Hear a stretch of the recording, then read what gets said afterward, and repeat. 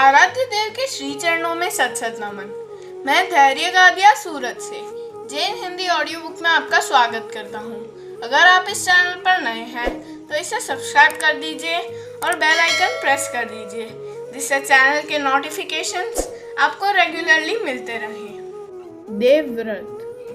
गंगा एक सुंदर युवती का रूप धारण किए नदी के तट पर खड़ी थी। उनके सौंदर्य और नव यौवन ने राजा शांतनु को मोह लिया था। गंगा बोली, राजन, आपकी पत्नी होना मुझे स्वीकार है, पर इससे पहले आपको मेरी शर्त माननी होगी। क्या आप मानेंगे? राजा ने कहा, अवश्य। राजा शांतनु ने की सारे शर्त मान ली और वचन दिया कि वह उनका पूर्ण रूप से पालन करेंगे। समय पाकर गंगा से शांतनु के कई तेजस्वी पुत्र हुए, परंतु गंगा ने उनको जीने नहीं दिया। वह उसे नदी की बहती धारा में फेंक देती थी और फिर हंसती मुस्कुराती राजा शांतनु के महल में आ जाती थी। अज्ञात सुंदरी के इस व्यवहार से राजा शांतनु चकित रह जाते।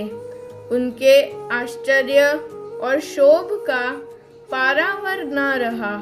शांतनु वचन दे चुके थे, इस कारण मन मसोस कर रह जाते थे।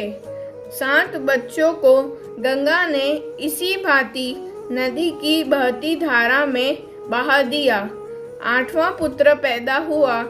गंगा उसे भी लेकर नदी की तरफ जाने लगी तो शांतनु से न रहा गया।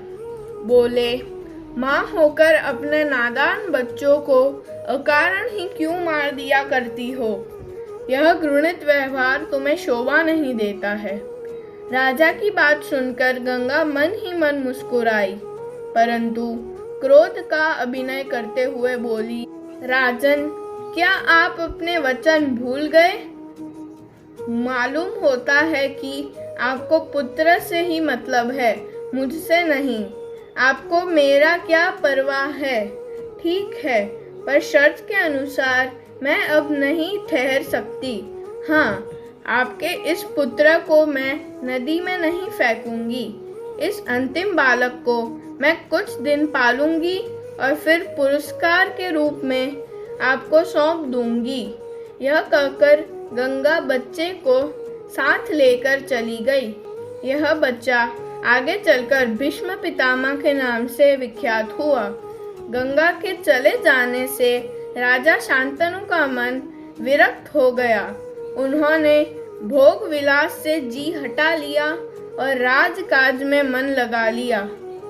एक दिन राजा शिकार खेलते खेलते गंगा के तट पर चले गए तो देखा, किनारे पर खड़ा एक सुंदर और गठिल युवक गंगा की बहती हुई धारा पर बाण चला रहा था।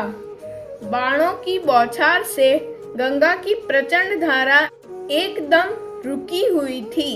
यह दृश्य देखकर शांतनु दंग रह गए।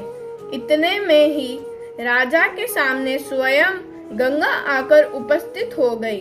गंगा ने युवक को अपने पास बुलाया और राजा से बोली, राजन, पहचाना मुझे और इस युवक को? यह आपका और मेरा 8वां पुत्र देवव्रत है। महर्षि विशिष्ट ने इसे शिक्षा दी है। शास्त्र ज्ञान में शुक्राचार्य और रण कौशल में परशुराम ही इसे मुकाबला कर सकते हैं। यह जितना कुशल योद्धा है, उतना ही चतुर राजनीतिज्ञ भी है। आपका पुत्र मैं आपको सौंप रही हूँ। अब ले जाइए इसे अपने साथ। गंगा ने देवव्रत का माथा चूमा और आशीर्वाद देकर राजा के साथ उसे विदा कर दिया।